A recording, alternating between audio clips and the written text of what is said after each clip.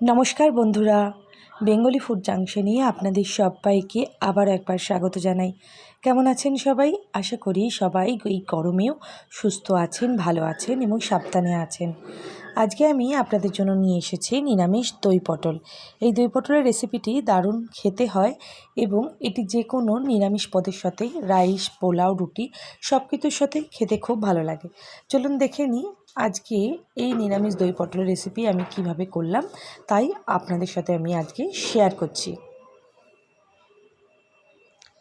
এখানে আমি মোটামুটি 500 থেকে 600 গ্রাম মতো পটল নিয়েছি।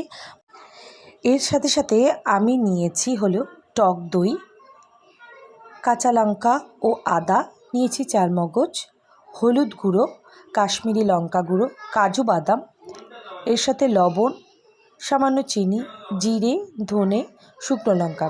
দেখুন পটলগুলোর সামান্য চোখলা রেখে দিয়েছি আর দুমুখটি ভালো করে দু সাইড দিয়ে কেটে নিয়েছি যাতে মশলাগুলো ভালো করে ভেতরে ঢুকতে পারে।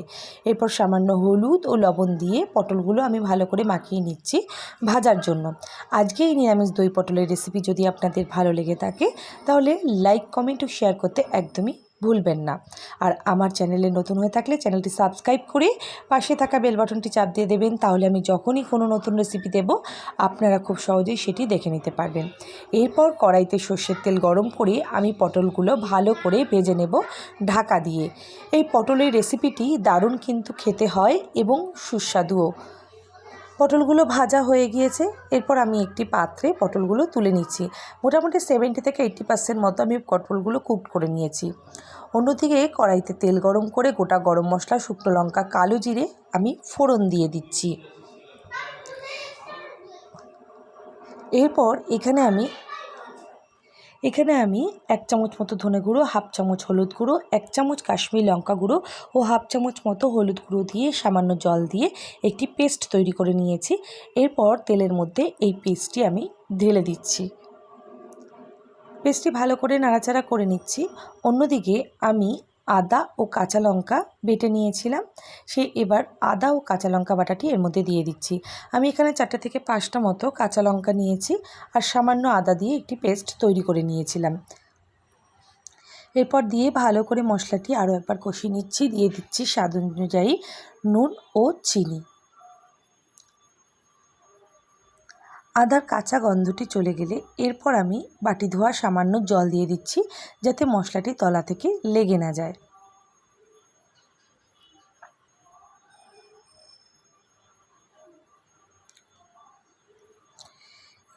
এরপর আমি এর মধ্যে হাফ চামচ মতো চালমগজ বাটা দিয়ে দিলাম।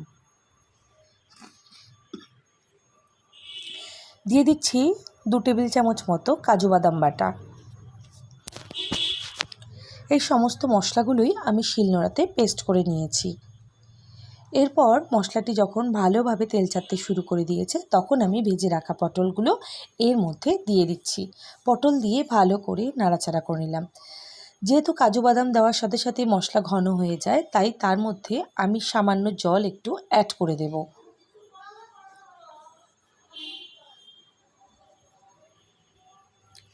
এরপর ভালো করে আর একটু কষিয়ে নিচ্ছি পটলগুলোর সাথে।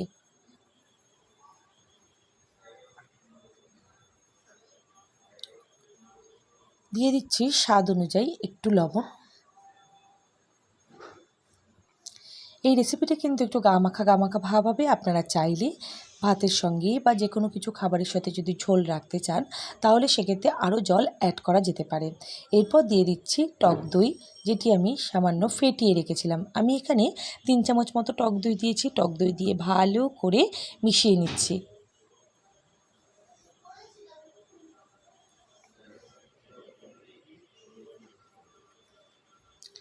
ঢাকা দিয়ে আরও 5 মিনিট রান্না করব। এবার পুরো তেল ছাড়তে শুরু করে দিয়েছে, মানে রান্নাটি আমাদের পুরোপুরি কমপ্লিট হয়ে গিয়েছে।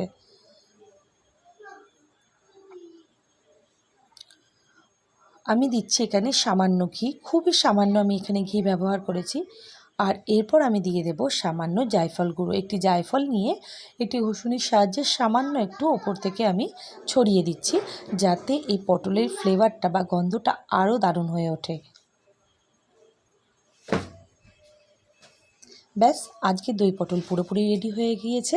এরপর ঢাকনা বন্ধ করে গ্যাস অফ করে দিন। তারপর দেখুন দারুণ কালারটিও এসেছে। আশা করি আজকের এই রেসিপি আপনাদের খুবই ভালো লেগেছে। সবাইকে অসংখ্য ধন্যবাদ ভিডিওটি দেখার জন্য। সবাই ভালো থাকবেন, সুস্থ থাকবেন। শুভরাত্রি।